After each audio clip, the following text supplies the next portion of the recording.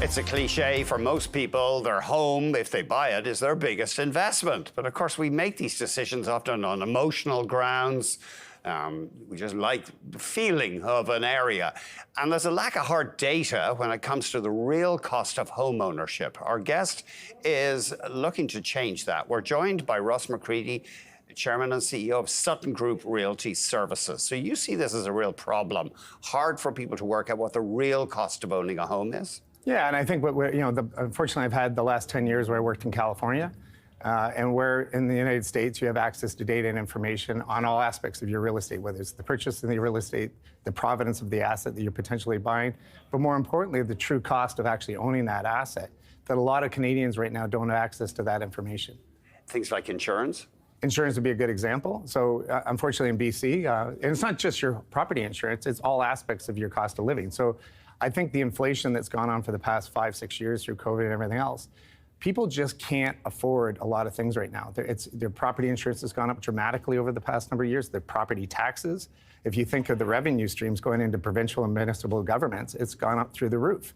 And Canadians simply can't afford that anymore. So I think Canadians need better information, verified data and information, because most of the information Canadians get is from MLS. And the MLS data and information isn't verified information, and a lot of people think it is. It comes just from the industry, and it's long been a problem, the lack of proper statistics. Yeah, and I think it's the first time in my history. I mean, again, I was here when I owned Sotheby's for a good period of time, but it was always frustrating that whether it be the land registry offices across the provinces, but in the U.S., you have 2,200 counties that account for 90% of all the real estate in the U.S.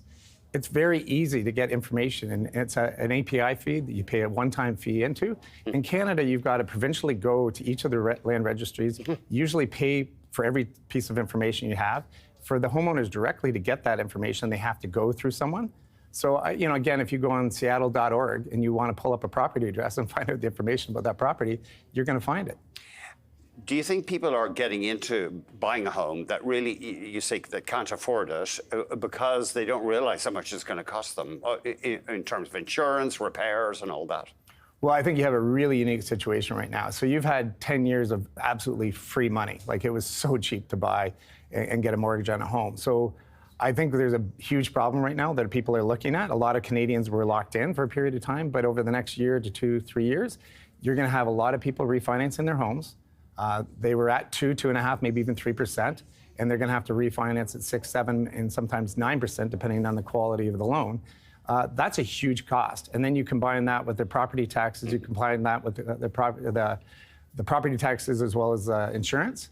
And a lot, if you're an investor and you are looking to actually rent out these homes, and now you don't have Airbnb as an option, or you don't have other options. So there's a lot of investors that are going to be putting those properties on the market. You're going to have a lot of people that can't refinance their homes. But at the same time, when all this is going on, we have 1 million new people coming into Canada, which I think is a great thing.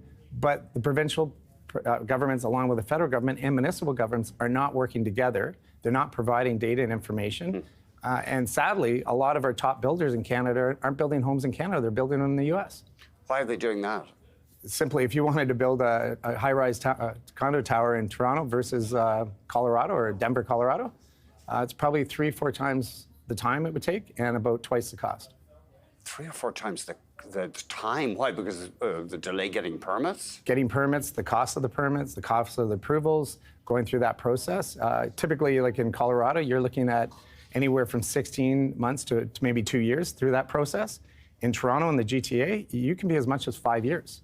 What, just with the legal and the bureaucratic process? Getting the approvals, getting through municipal hall, getting the financing pieces in place, taking it to market, and then start. So a lot of times people will buy a piece of land here in Toronto, and by the time they purchase the land, get the approvals, go in there, a lot of the developers along that process will turn around and just flip the property, because at this end of the day, so that property, that land, or that where we need more housing, it could be up to 10 years before you actually have a property or a condo available to the public. Now, Toronto's condo developers apparently just saw sales of new units fall to the slowest pace in 27 years. So these are pre-sales of condos mostly.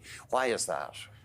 It's a really good question, and it's not one answer. I think, I think I mentioned this before to you, was the GTA in particular is one of the highest pre-sale markets in the world.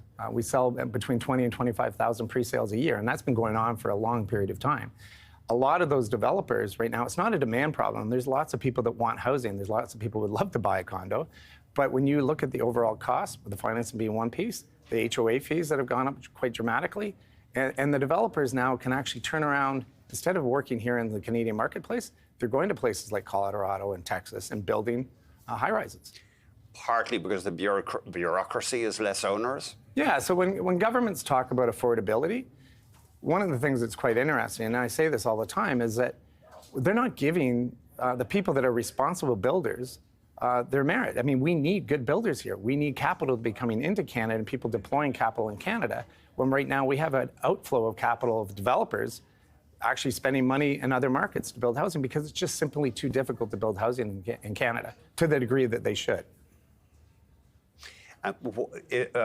Lack of availability of skilled tradespeople, is that another problem? Yeah, that's one problem. I think the other biggest problem right here is that you've got a situation where interest rates went up fairly significantly in a very short period of time. You had COVID, which we hadn't seen before, and then you had a consumer out there who was interested in this, but you start adding up all the costs associated with this, and it gets incredibly expensive.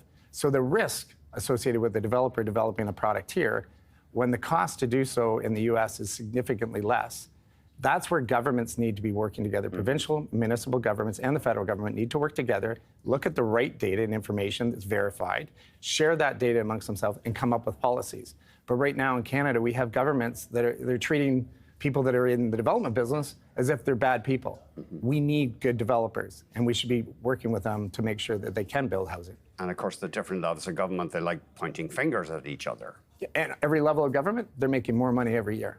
The revenue streams that come in from property tax and municipal taxes and property transfer taxes, they've gone through the roof in the last decade. I suppose the municipalities are cash-strapped because they don't get enough from the provinces, is one reason. Yeah, and then when you think about it in Canada, so if you want to get the data and information related to what's happening in the housing market here in Toronto, you typically have to pay for that data and information as a consumer, or you go directly to your realtor or your lawyer or someone else. They're actually also paying for that data and information. In the US, it's very different. Yeah, fun is, in some ways, America is a much more open society. Yeah, and I think it's really interesting. A lot of my good friends from America come up and visit me quite often in Vancouver or Whistler.